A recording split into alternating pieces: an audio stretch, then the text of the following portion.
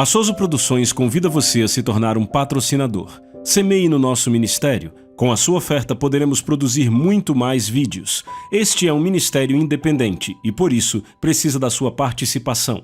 Inscreva-se no canal e compartilhe os vídeos. Seja um multiplicador desta visão.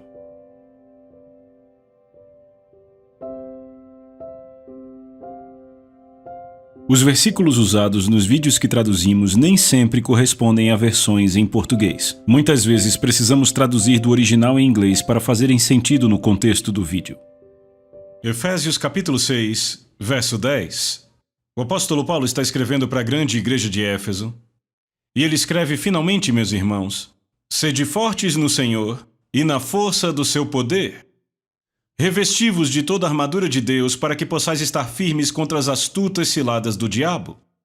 Porque não lutamos contra a carne ou sangue, mas contra principados, contra potestades, contra os príncipes das trevas deste mundo e contra a maldade espiritual nos lugares celestiais. Portanto, tomai toda a armadura de Deus para que possais resistir no dia mau e, havendo feito tudo, ficar firmes. Mas hoje começaremos no verso 10, onde Paulo diz: finalmente, meus irmãos, sede fortes no Senhor e na força do seu poder. Se você trouxe caneta ou lápis, eu quero que você sublinhe várias palavras no verso 10. Primeiro, sublinhe a palavra finalmente. Finalmente, voltaremos daqui a pouco para ela. Segundo, sublinhe a palavra fortes. A palavra fortes.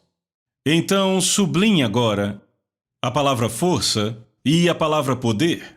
Vamos falar dessas palavras hoje.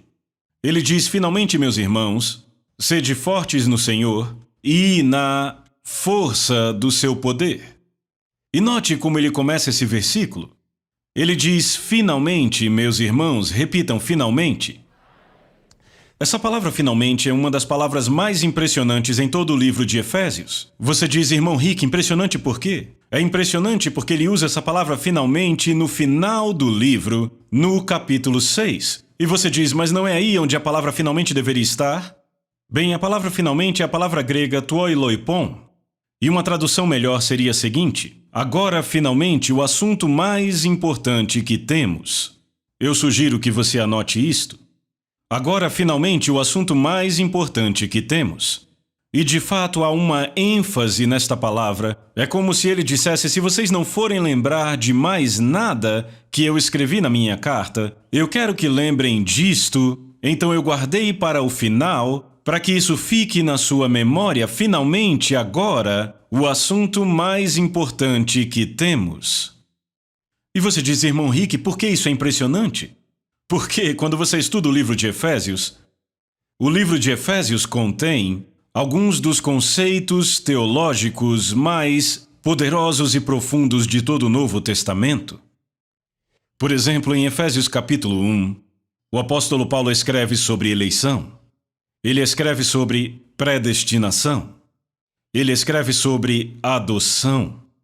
Estas três palavras apenas são o próprio fundamento no qual a nossa fé cristã é edificada. Somos eleitos, somos escolhidos, predestinados, somos adotados. Estas são verdades muito poderosas. Agora, o que é impressionante para mim é que Paulo escreveu o livro de Efésios, mas ele nunca parou para ensinar sobre nenhum destes termos. Veja, ele estava escrevendo para a igreja de Éfeso. A igreja de Éfeso era a maior de todas as igrejas, era uma igreja maravilhosa. O apóstolo Paulo foi o fundador da igreja. Sabemos que Timóteo foi o pastor da igreja. O apóstolo João foi membro desta igreja. E até mesmo Maria, a mãe de Jesus, era membra da igreja de Éfeso. Agora, para quantos aqui isto é uma novidade? Lembra quando Jesus estava morrendo na cruz? E ele olhou para sua mãe e olhou para João. E ele disse a João: eis aí a tua mãe. E naquele momento, Jesus confiou o cuidado de Maria nas mãos do apóstolo João. Agora, quando você pensa que naquele momento, Jesus estava carregando o pecado do mundo e as doenças da humanidade no seu espírito e na sua carne. Ainda assim, quando ele olha e vê a sua mãe ali parada, Jesus estava pensando sobre quem iria cuidar da sua mãe. É algo maravilhoso para mim, que naquele momento, enquanto carregava nosso pecado, ele estava pensando em sua mãe. Isso me diz que temos uma responsabilidade de cuidar dos nossos pais. E ele confiou o cuidado de Maria nas mãos do apóstolo João. E a história nos conta que anos depois, quando João se mudou para o norte, para a igreja de Éfeso, ele levou consigo Maria, a mãe de Jesus. E hoje, se você for à antiga cidade de Éfeso, vão te levar a uma casa e vão te dizer: foi aqui que o apóstolo João viveu com Maria, a mãe de Jesus. Então até Maria era membra da igreja de Éfeso. Então a igreja foi fundada por Paulo, pastoreada por Timóteo. O ancião presidente, o irmão mais velho da igreja, era o apóstolo João, e como membro da igreja, João escreveu o Evangelho de João, 1 João, 2 João, 3 João e o livro de Apocalipse, enquanto era membro desta igreja. Eu te digo, a igreja de Éfeso tinha melhor doutrina de escatologia e dos últimos tempos do que qualquer igreja que já existiu. O homem que escreveu Apocalipse ensinava na escola dominical, imagine, naquela igreja em Éfeso. E se houvesse qualquer pergunta sobre Jesus cuja resposta não estava escrita, você só precisava ir à primeira fileira, tocar no ombro da mãe de Jesus e dizer: Maria, eu queria te fazer uma pergunta sobre Jesus. Então esta igreja tinha acesso à revelação e à informação que até hoje nós não temos. Era uma igreja incrível e tão ensinada que quando Paulo escreve o grande livro de Efésios, ele usa esses termos elevados: adoção, predestinação, eleição, ser escolhido, todos esses termos. Hoje, você vai à universidade e estuda semanas e semanas e anos só tentando entender a palavra eleição, tentando entender a palavra predestinação. Mas para a igreja de Éfeso, ele nem parou para comentar sobre essas coisas, porque esta era uma igreja que já era ensinada. Ele só mencionou e lembrou a eles o que já sabiam. E isto é apenas o capítulo 1.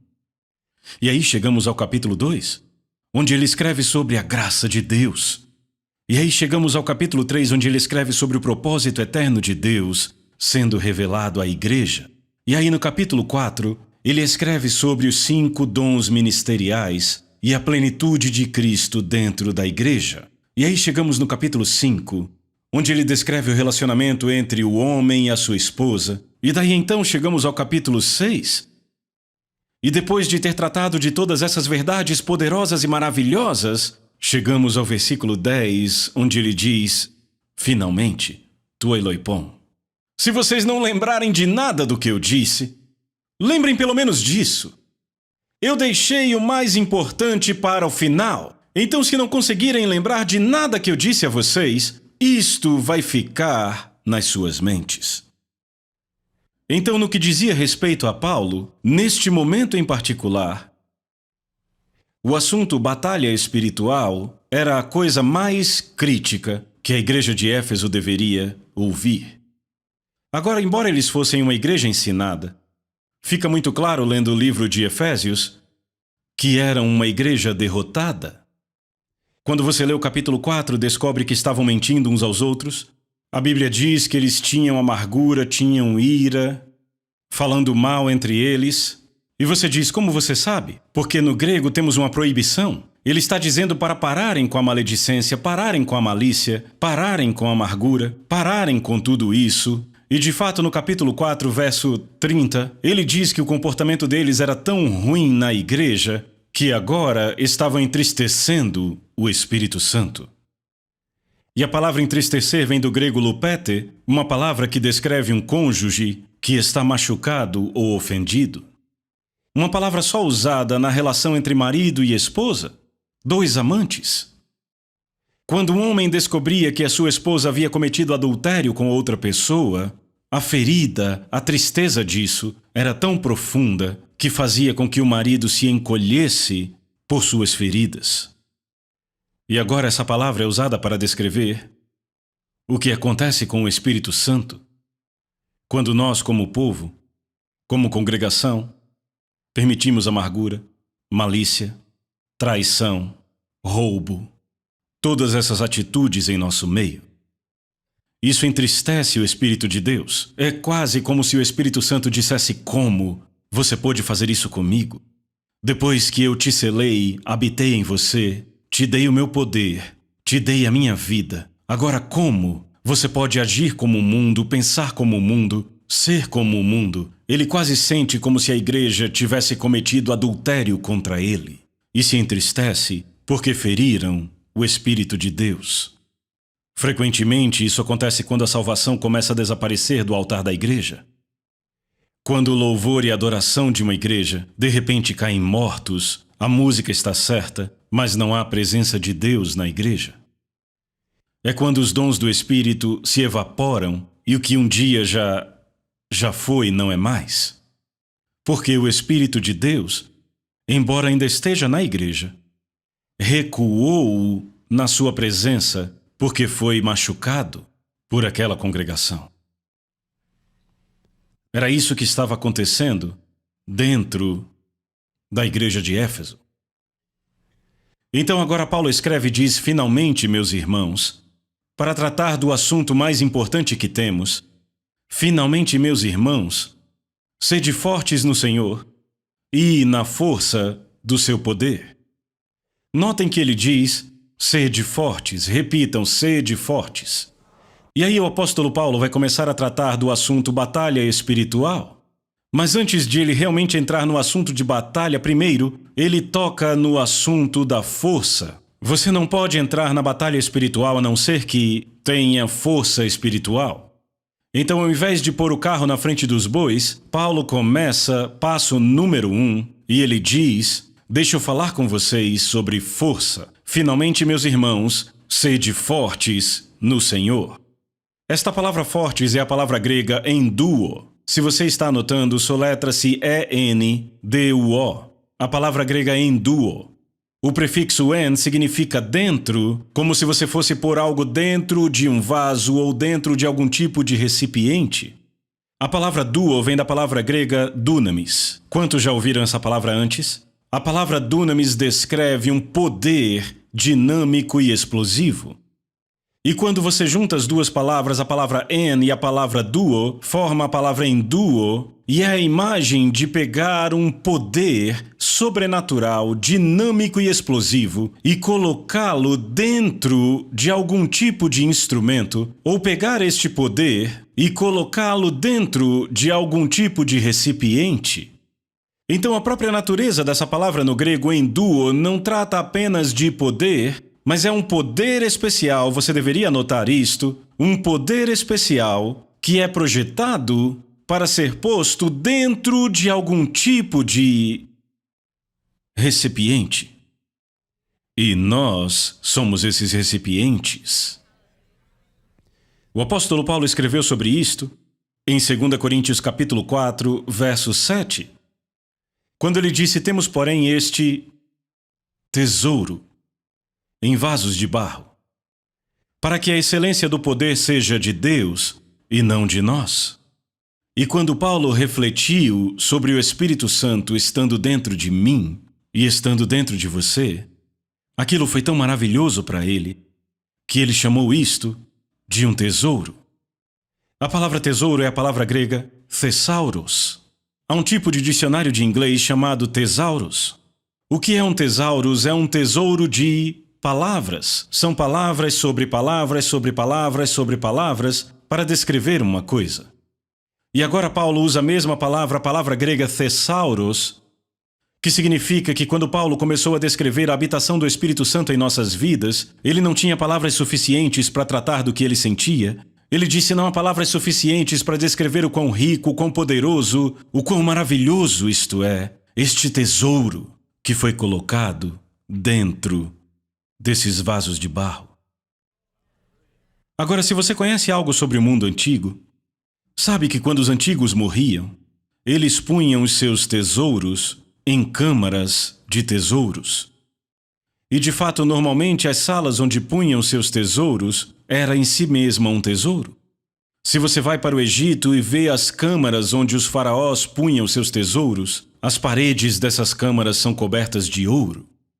Se você vai à Europa antiga e vê os cofres de séculos e séculos, às vezes milhares de anos atrás, as salas onde guardavam seus tesouros, a própria sala era digna de conter o tesouro. Mas quando chegamos ao Espírito Santo, Paulo diz que temos este tesouro, este inesgotável, indescritível tesouro, em vasos de barro. Vasos de barro vem do grego ostrakinos. Encontramos também no Velho Testamento. Lembram no Velho Testamento, quando punham os vasos em suas mãos e diziam para em certo momento apertar o vaso para quebrar e expor a luz? Aquele vaso era chamado ostrakinos. Era um vaso de barro que era tão frágil que só era necessário um pequeno aperto e você conseguia quebrar aquele vaso. E agora esta mesma palavra é a palavra que o apóstolo Paulo usa para descrever nossa carne humana, nossos corpos. E ele diz para pensarmos em Deus pegando o seu tesouro mais rico, mais poderoso e mais glorioso e colocá-lo dentro desse ostrakinos, desta carne frágil e quebradiça. Mas a outra razão para ele usar a palavra ostrakinos, ele estava escrevendo aos Coríntios neste livro. E na cidade de Corinto havia uma fábrica de vasos que era famosa em todo o mundo. E ela era famosa porque ela fazia belos vasos baratos. Belos vasos baratos. Se você olhava para eles, pareciam caros, mas por baixo da pintura, por baixo dos cosméticos, era apenas um vaso bem barato. E as pessoas amavam esses vasos, porque se você quebrava, era muito fácil de substituir. E produziam estes vasos na cidade de Corinto. Então, quando Paulo diz, temos este tesouro em vasos de barro, está enviando uma mensagem à igreja de Corinto que eles conseguem entender, eles faziam esses vasos baratos, e agora Paulo diz, nós, nossa carne, nossos corpos humanos, nós somos como esses vasos baratos. Somos feitos de pó. Podemos usar roupas bonitas e bons cosméticos, mas quando se remove toda essa cosmética, somos feitos do mesmo material barato. Então pense nisso, debaixo de tudo que é cosmético, dentro deste corpo feito de pó, Deus colocou o seu incrível tesouro. Você não se alegra com isto? Mas agora ele diz, sede fortes. A palavra enduo, uma força projetada para ser posta dentro de nós. Agora encontramos essa palavra usada em Lucas 24, verso 49, onde ela é traduzida de forma correta para a língua inglesa, onde Jesus disse aos discípulos, permanecei na cidade de Jerusalém até que sejais revestidos, é a mesma palavra enduo traduzida da forma correta, até que sejam revestidos de poder do alto. Agora deixa eu te dar um pouco de história para essa palavra enduo, porque há um elemento aí que é muito estranho. Esta palavra enduo, em um dos seus usos mais antigos, era usada por uma bruxa. Era uma palavra sobrenatural. E uma garotinha bem feia ia se encontrar com a bruxa. E ela dizia à bruxa, há algo que você possa fazer por mim? Há algum feitiço que você possa jogar sobre mim para me mudar? E o registro mais antigo que temos da palavra enduo é de uma bruxa balançando suas mãos e lançando um feitiço sobre esta garota. E esse feitiço era chamado de um dote. Aquela garota tornou-se dotada. E quando aquela garota abriu seus olhos, ela tinha sido magicamente, sobrenaturalmente, transformada. Agora, se você pensa no que aconteceu em Atos 2, foi precisamente o que aconteceu. Antes de Atos capítulo 2, a Bíblia nos diz que os discípulos estavam se escondendo com medo a portas fechadas no cenáculo. Homens cheios de medo, perguntas, dúvidas. E então Atos capítulo 2, verso 1 diz que estavam todos reunidos no mesmo lugar e de repente veio do céu um som como de um vento impetuoso e encheu toda a casa onde estavam assentados. E apareceram distribuídas entre eles línguas como de fogo e passaram a falar em outras línguas segundo o Espírito lhes concedia que falassem. E quando o poder de Deus veio para dentro deles, e quando o poder de Deus veio sobre eles, foi quase como se Deus tivesse entrado na vida deles como mago mestre.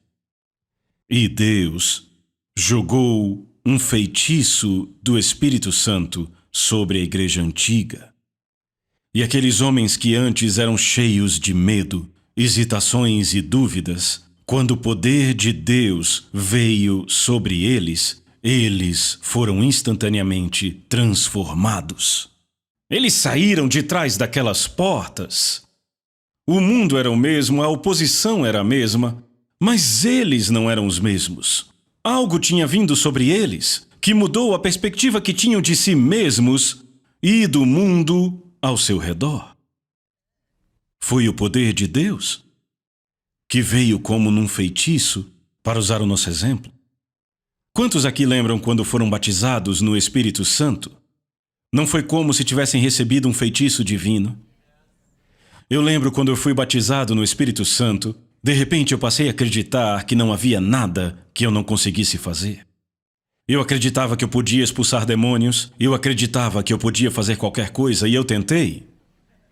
O que aconteceu comigo? Eu fui tomado por uma força divina, um poder divino, que mudou a minha perspectiva de quem eu era, mudou a minha perspectiva do que eu podia fazer. Eu fiquei sob o que eu chamo de o feitiço de Deus. É o sentido de enduo. Também é interessante que esta palavra enduo é encontrada em Romanos, capítulo 4, onde ele descreve a fé de Abraão. E em Romanos 4, a Bíblia nos diz que a fé de Abraão foi fortalecida. Temos a mesma palavra enduo, mas nesse caso foi traduzida como fortalecer e traz a ideia de algo que foi ficando maior, mais amplo, mais profundo, mais poderoso, à medida que se anda nisto.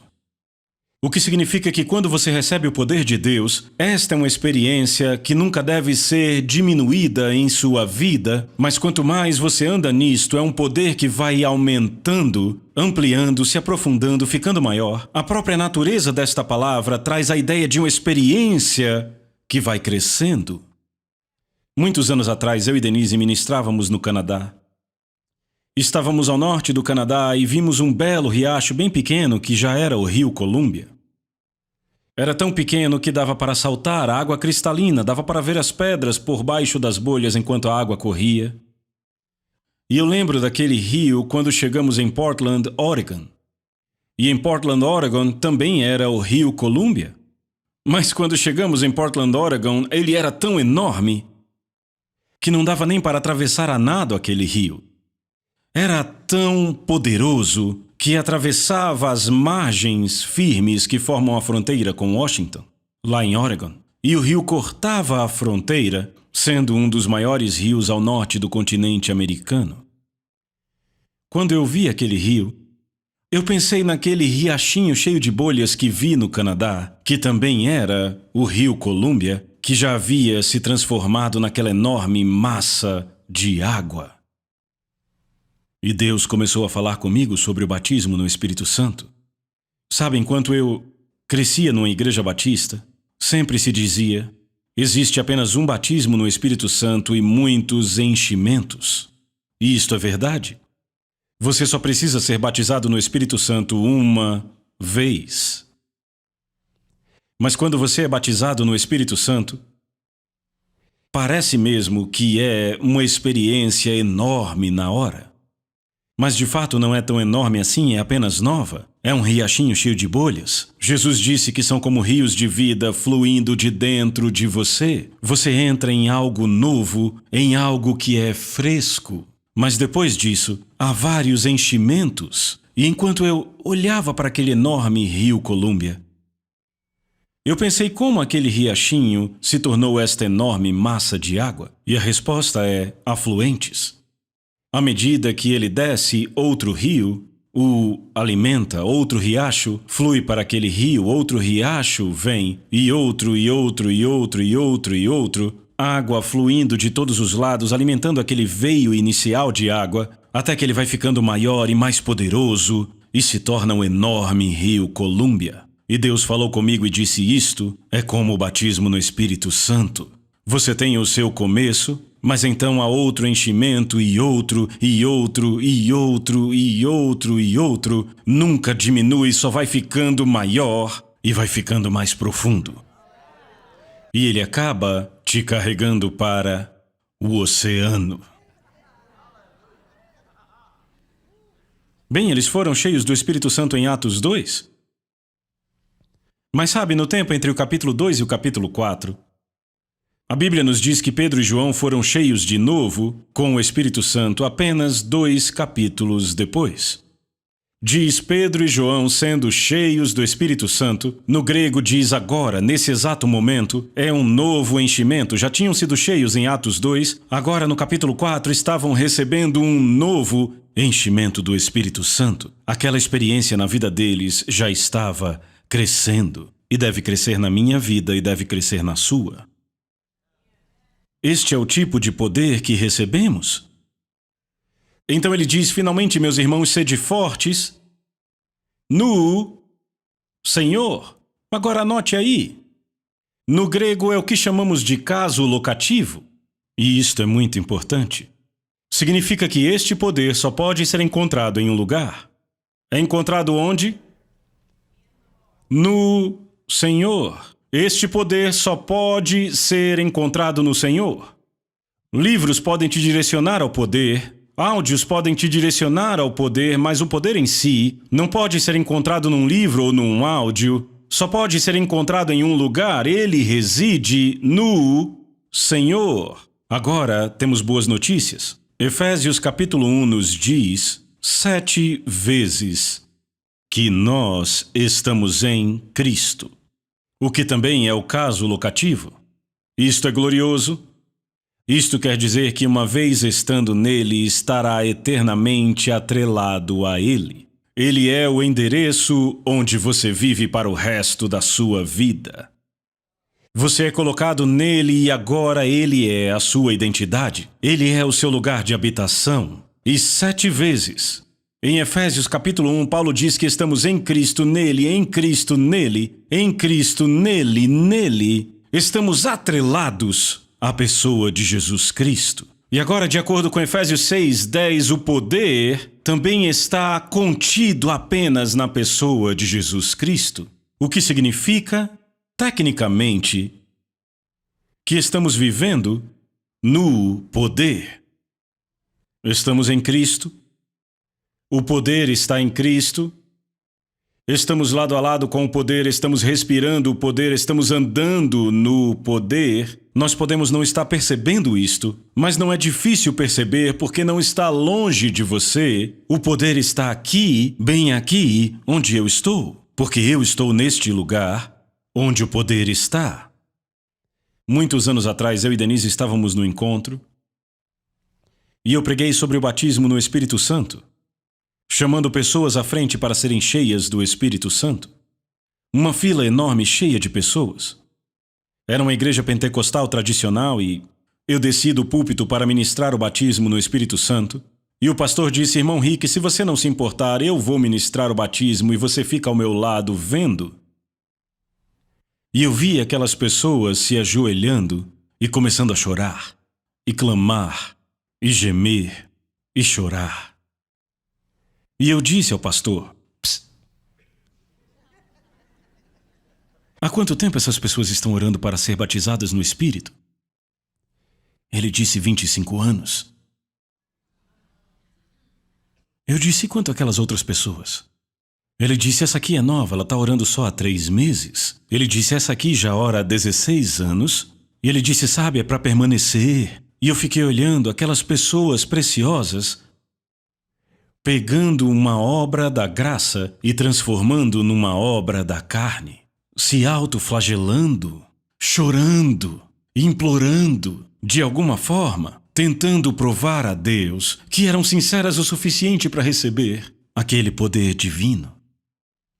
Eu disse, pastor, você se incomodaria de sair do caminho? Cada uma daquelas pessoas foi batizada no Espírito Santo. Eu disse, vamos parar com isso. Eu não quero mais ninguém chorando, todo mundo se levantando e começando a orar em línguas. Sabe, estamos cercados pelo poder. Agora, eu não sei quanto ao pastor Mike e Barbara, mas quando se é um pastor ou quando se é um ministro, assim como vocês, você tem várias oportunidades para perder sua paz no caminho para a igreja. E se você ainda tiver sua paz ao chegar na igreja, haverá muitas oportunidades para perdê-la na igreja. Especialmente o pastor que espera que façam tudo certo, e você chega lá e as pessoas falharam no que você disse para fazerem, e você é tentado a pensar que sua igreja é uma farsa. Eu já tive domingos horríveis na Rússia. Teve um domingo que eu estava pregando, eu fiquei com tanta raiva da igreja que eu chutei as cadeiras da primeira fileira. Na frente deles. Mas tantas vezes, você chega na igreja, pronto para pregar, mas algo acontece e rouba sua alegria e na hora de pregar você não está com vontade de pregar. Mas quando você sobe naquele púlpito, você não tem escolha. E embora você não esteja cheio de acordo com a carne, este poder não está longe. Se você se inclinar e respirar, já o tem. Porque você está nele o tempo todo. Você não precisa parar e dizer, com licença, eu vou ali na sala de oração até orar e ficar pronto. Tudo o que você tem que fazer é pegar este poder, porque você já está nele o tempo todo. Estamos em Cristo. O poder está em Cristo. Este poder está no Senhor. Você pode abraçá-lo no seu escritório, abraçá-lo no seu carro. Não importa onde você está, você pode pegar este poder. Porque você está nele o tempo todo, você não sai deste poder. Você pode não perceber, mas está nele o tempo todo.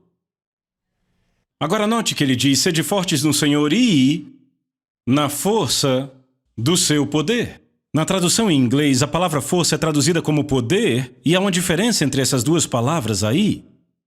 Sede fortes no Senhor e na força do seu poder. Esta palavra força em inglês, poder, é a palavra grega kratos.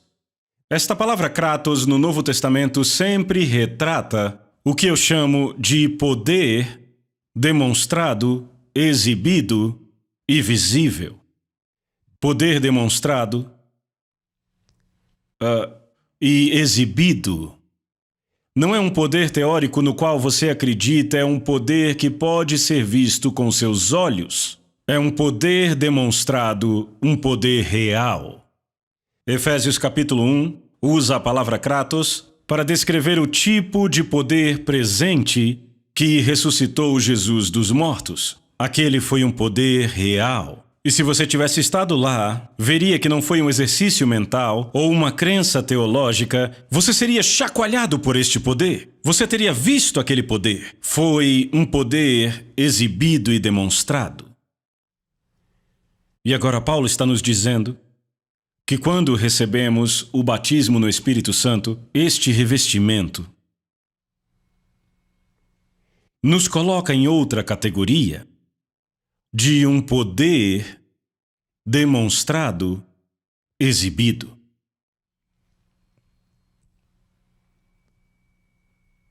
Antes de eu receber o batismo no Espírito Santo, eu não tinha desejos em realizar sinais e maravilhas. Mas quando eu recebi o batismo no Espírito Santo, tudo o que eu desejava eram sinais e maravilhas. Algo aconteceu em mim. Minha perspectiva mudou. Sobre mim, sobre o mundo ao meu redor, o que eu podia fazer. Este poder tinha entrado em mim e o poder que eu estou descrevendo aqui não entra em nós para que possamos dizer que somos pentecostais. Ele entra em nós para sair através de nós. Este é um poder que tem um desejo. Ele quer fazer algo. A própria natureza deste poder é demonstrar, é se exibir. Eu não sei você, mas quando eu fui batizado no Espírito Santo, eu queria curar todo mundo que eu pudesse, eu queria expulsar demônios, eu queria aquele poder demonstrado. Agora, eu não tinha ninguém para me ensinar como fluir no poder de Deus. Então eu não fazia tudo certo, mas o meu desejo estava certo. E de fato, se você já teve um forte desejo de ver o sobrenatural, entendendo que este é um mundo que está conectado com esse tipo de desejo, então é bom se analisar, porque pode ser que você já tenha recebido uma medida deste batismo no Espírito Santo. Porque quando esse batismo vem, ele te dá esse desejo do sobrenatural. Eu tentei de tudo. Eu tentei expulsar um demônio de um pregador batista. Eu e os meus amigos o amarramos no chão. Na universidade, dissemos: saia dele em nome de Jesus. E ele dizia: mas eu sou cristão, eu sou cristão. Eu dizia: demônio religioso, cale a boca, saia dele em nome de Jesus. Dia desses eu encontrei com um dos rapazes que estava comigo naquele dia. Ele disse: você lembra do dia que amarramos aquele cara e tentamos expulsar o demônio? Eu tentei curar aspiradores de pó. Tentei expulsar demônios de máquinas de lavar roupa. Veja, o desejo estava certo. Eu só não sabia como usar o poder.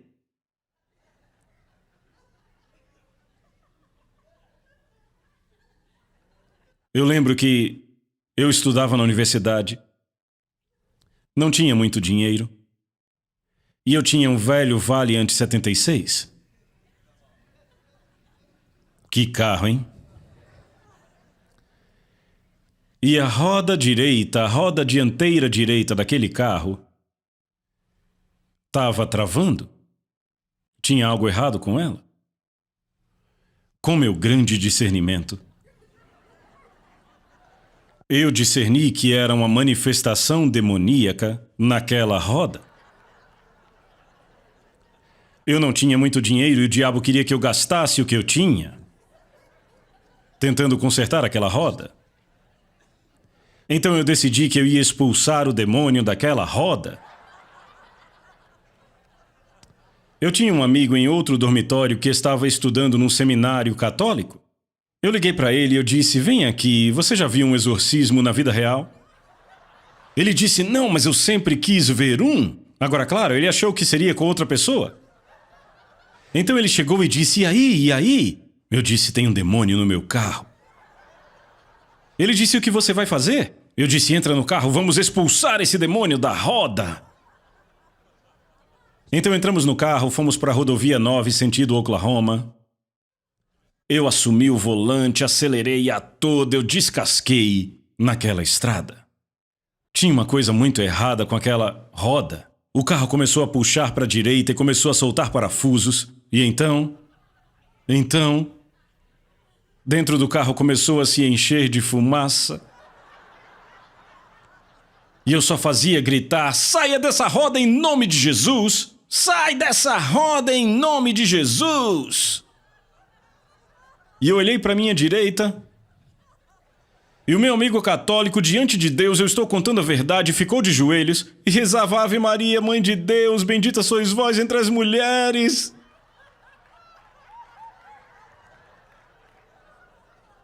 Daí o carro ficou tão quente que eu parei e saí correndo. Eu achei que ele ia explodir. Aí eu liguei pro meu pai. Eu disse: pai, tem algo errado com a roda do meu carro. Se você puder, vem aqui dar uma olhada. Aí meu pai chegou. Ele encostou. O eixo central estava completamente torcido. Sabe, como se alguém tivesse pegado e torcido aquela parte inteira do carro. O que eu fiz? Eu só estava dirigindo na estrada. E o meu pai era batista. E ele já achava que eu era doido porque eu orava em línguas. Ele olhou para mim e disse: filho, o que foi que você fez com esse carro?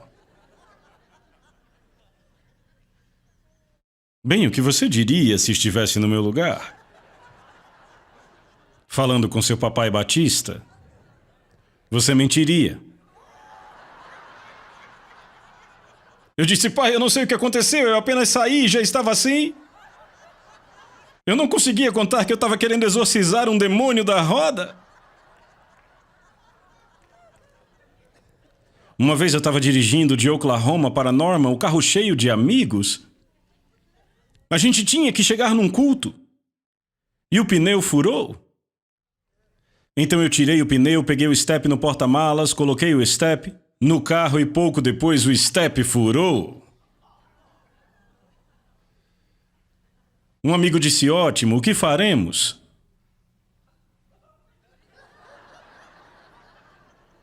Eu disse: voz de pequena fé. Eu disse: eu venho falando com vocês sobre o poder da confissão na palavra de Deus. Eu vou impor as mãos sobre este pneu e eu vou falar para ele, ele vai ser cheio.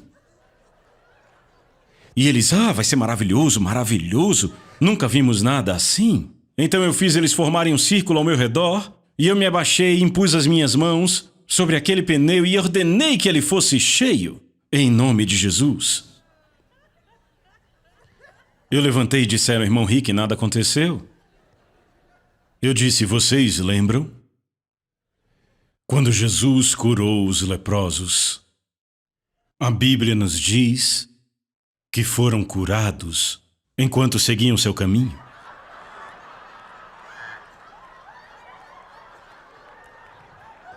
Esse pneu será cheio enquanto dirigimos. Eu estraguei meu carro de novo, mas eu estava tentando. Eu sabia que eu estava enfeitiçado. Ver minha perspectiva havia mudado. E meu desejo estava certo. Alguém só tinha que me ensinar que esse tipo de poder não era para máquinas de lavar. Não era para expulsar demônios de microfones. Era para expulsar demônios de pessoas e ver corpos sendo curados. E eu aprendi como me mover nesse poder, mas o desejo estava certo. E de fato, quando eu vejo uma pessoa jovem fazendo coisas tolas, engraçadas, ridículas, quando é cheio do Espírito Santo, isso não me incomoda, eu me lembro de mim.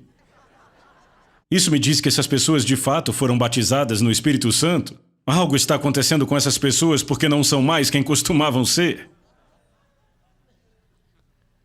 Hoje estamos em outro nível, onde vemos sinais e maravilhas. Vemos milagres maravilhosos em nosso ministério, Denise e eu. Temos visto grandes sinais e maravilhas.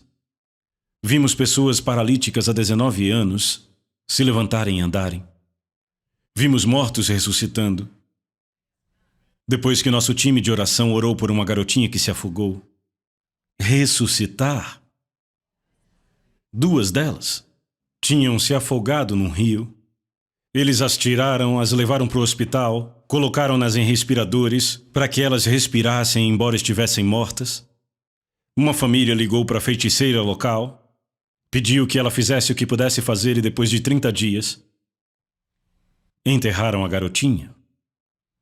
Mas o nosso time continuou ministrando para outra garotinha que estava com morte cerebral. Continuaram falando a palavra de Deus para ela, liberando o poder de Deus para ela. O médico disse: estão perdendo tempo. E finalmente o pai disse: desliguem a máquina. Desligaram a máquina, mas ela continuou respirando, e respirando, e respirando. E finalmente, um dia aquela garota com morte cerebral acordou e disse: onde eu estou, o que estou fazendo aqui? E hoje ela tira as melhores notas na escola dela. Ela estava morta.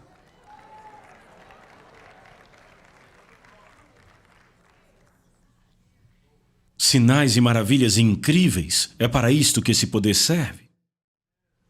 Mas então por quê? Por que uma pessoa batizada no Espírito Santo? Por que esta pessoa consegue se mover neste reino, onde sinais e maravilhas acontecem? Isso nos leva à próxima palavra, poder. Sede fortes no Senhor e na força, Kratos, o poder exibido e demonstrado do seu poder. E estamos falando do poder de quem? Do nosso ou O poder dele é o poder de Deus. E essa palavra poder vem do grego skouos. A palavra skouos seria melhor traduzida como um homem poderoso. Descreve uma pessoa com poder ou uma pessoa com músculos. Usaríamos essa palavra para descrever um fisiculturista, alguém como Phil Heath ou alguém como Arnold Schwarzenegger, alguém que é bombado, cheio de músculos. E aí essa palavra poder é usada se referindo a Deus. E de acordo com essa palavra, se pudéssemos ver no reino do Espírito, vendo o poderoso braço de Deus, nós veríamos um braço como ninguém jamais viu. Eu digo que se víssemos Deus, entenderíamos que Ele sim é o Mister Universo. Ninguém jamais foi poderoso como é o braço de Deus. Foi com o seu braço que Ele abriu o Mar Vermelho. Foi com o seu braço que Ele alcançou as profundezas do inferno e arrancou Jesus do inferno. Ele ultrapassou a terra. E isso é importante. Você já notou? Em Efésios 1, quando ele fala da ressurreição de Jesus dentre os mortos, ele fala do braço poderoso do poder de Deus, levantando Jesus das profundezas da terra e o pondo muito acima de principados e potestades. Satanás não é chamado de o príncipe da potestade do ar. Veja, ressuscitar Jesus a partir do inferno, reconectá-lo com o seu corpo, fazendo com que seu corpo morto fosse vivificado de volta à vida. Esta foi apenas a primeira parte da ressurreição. Quando Satanás viu o que estava acontecendo, o príncipe da potestade do ar invocou toda a autoridade maligna que ele tinha para impedir a exaltação de Jesus nos céus. Mas foi o poderoso braço de Deus que o levantou das profundezas e do lodo, acima dos principados e potestades que enchiam o cosmos, e Jesus foi elevado acima de todos eles. Este braço, só o braço de Deus, foi mais forte do que todos os poderes que Satanás conseguiu reunir.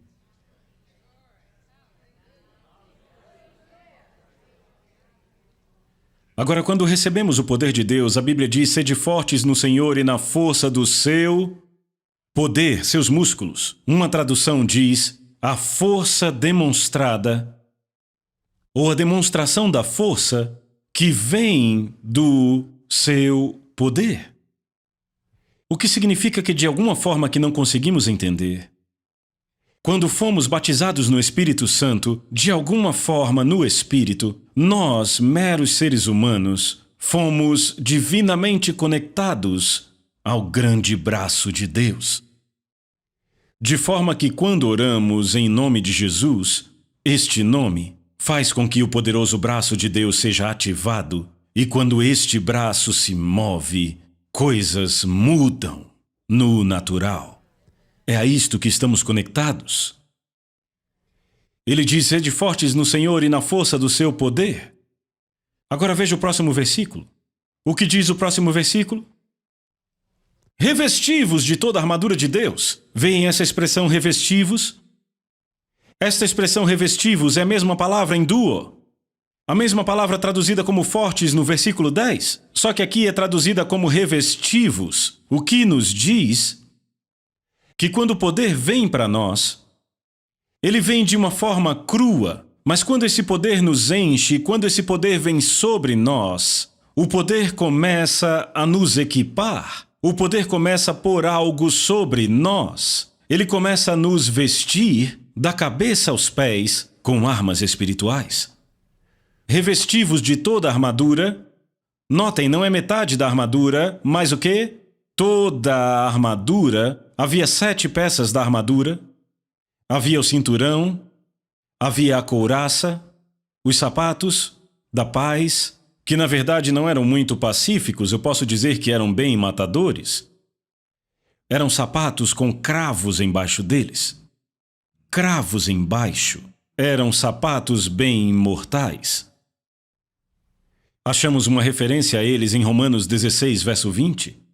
E também uma referência ao diabo. Não é impressionante que no grande livro de Romanos, em 16 capítulos, o diabo só é mencionado uma vez? Quando a Bíblia diz: e o Deus da paz esmagará em breve a Satanás debaixo dos vossos pés. Esta era uma referência a esses sapatos, estes calçados. E eis o que acontecia. Quando os soldados romanos estavam marchando numa parada, dava para ouvi-los chegando devido ao estampido que se ouvia quando marchavam na rua, aqueles cravos embaixo dos seus sapatos.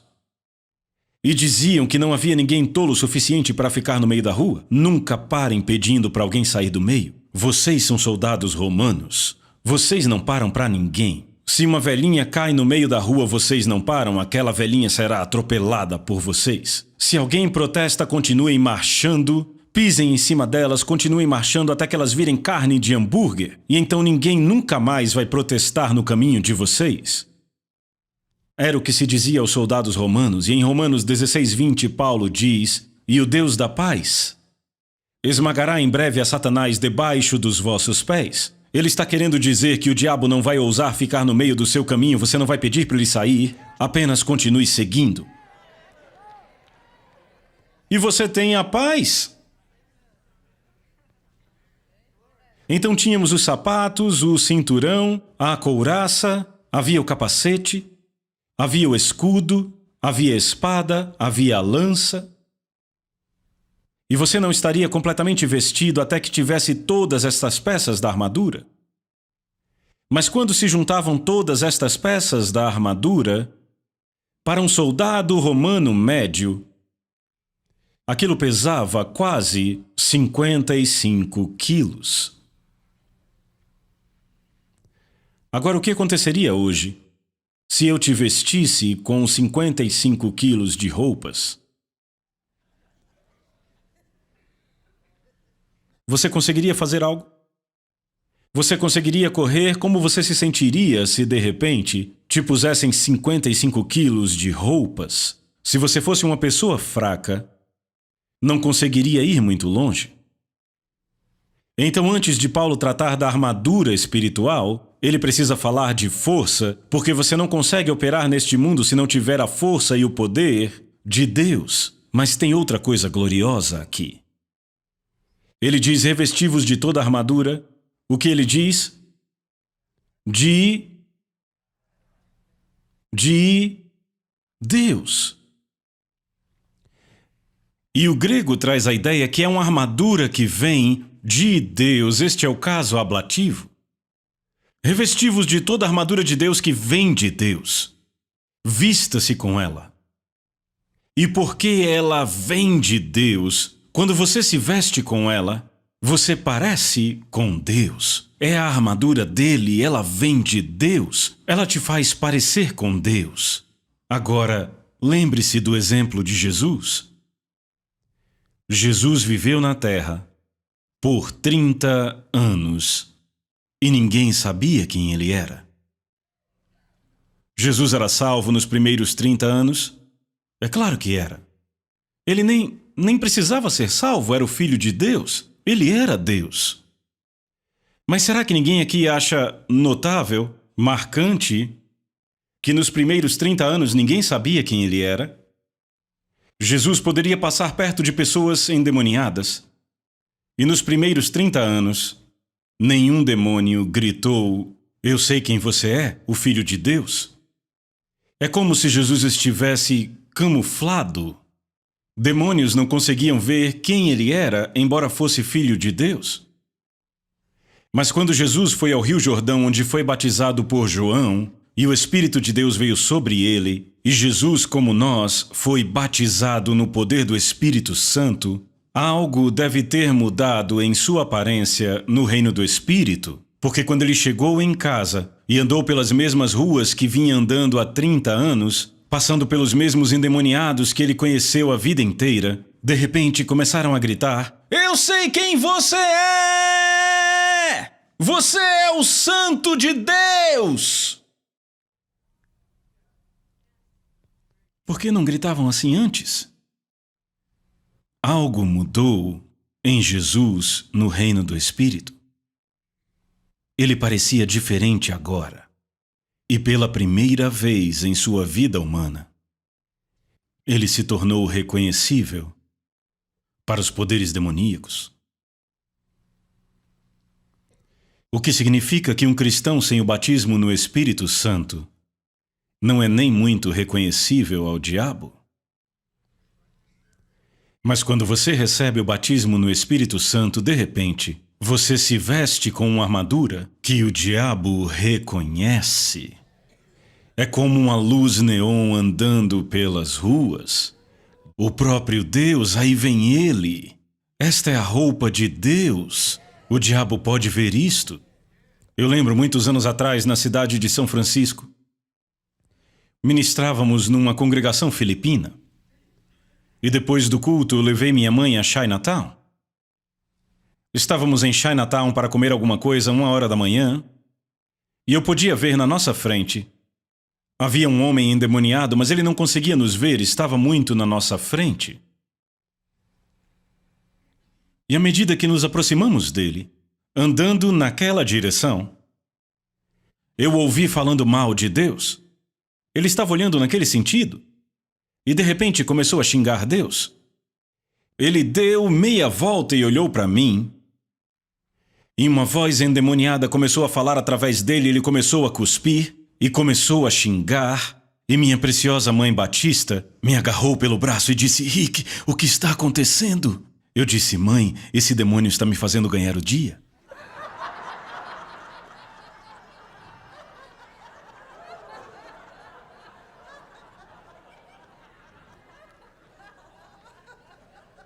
Lembram de Atos 19, os 7 filhos de Seva tentando expulsar o demônio do homem? E lembram que o demônio disse? Jesus eu conheço. E Paulo eu conheço. Sabe, é maravilhoso quando o inferno sabe o seu nome.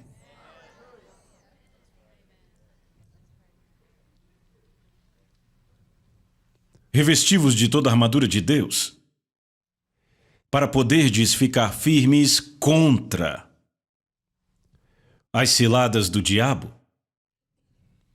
Contra é a palavra grega anti, significa ser contra em postura, ser contra na mente. Nós não estamos mais sendo perseguidos, agora nos tornamos os perseguidores. Sabe, eu rio às vezes. Perdoem-me, eu não quero soar negativo. Mas às vezes os crentes americanos me fazem rachar o bico. Eles dizem: o mundo está pior do que nunca. Cada vez mais cheio de trevas lá fora.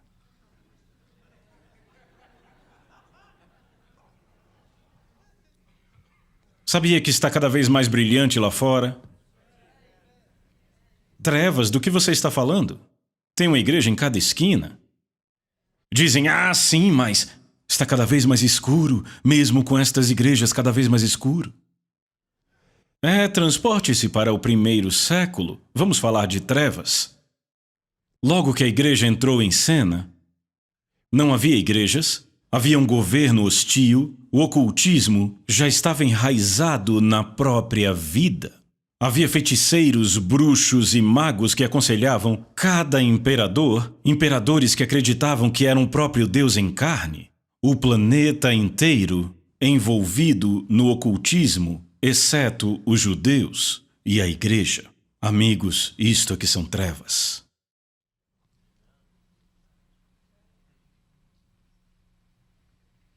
João 1,5 diz: a luz brilhou nas trevas,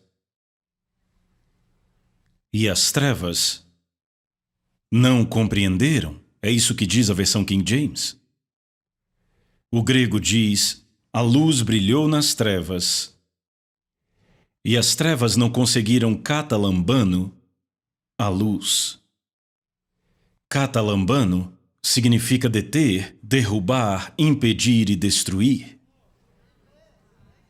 Uma tradução melhor seria: a luz brilhou nas trevas, e nestas trevas não havia poder ou autoridade suficientes para deter a luz, para impedi-la, para pará-la ou para destruí-la. Esta foi uma luz invencível. É isto que temos.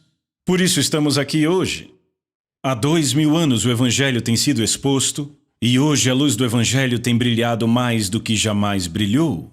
Porque as trevas não têm o poder para apagar a luz. A boa notícia é que Efésios capítulo 5 diz que somos filhos da luz.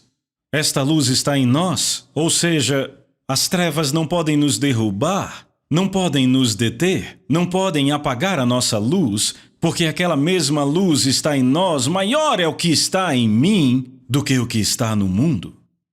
E agora, ao invés de sermos os que são perseguidos, nós permanecemos firmes contra as ciladas do inimigo. Sim, o diabo é real.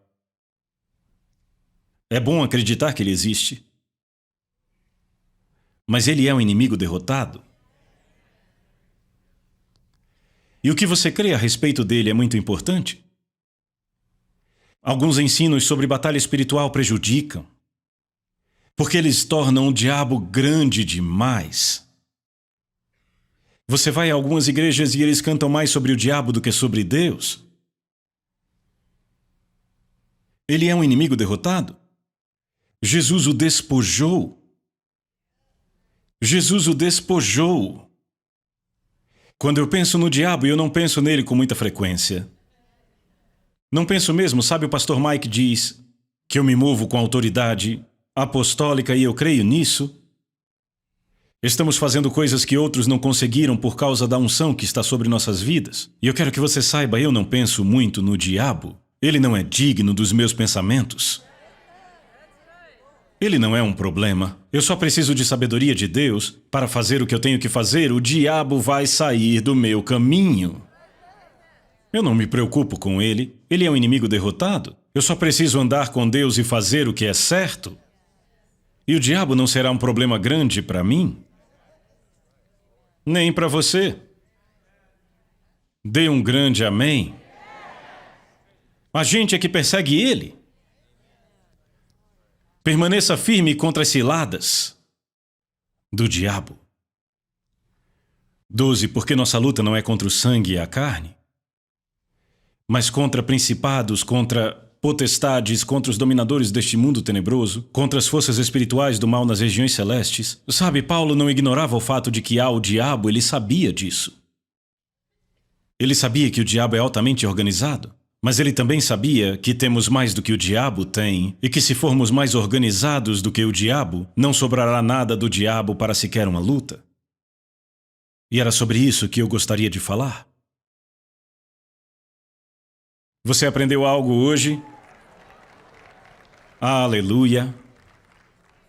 A Soso Produções convida você a se tornar um patrocinador.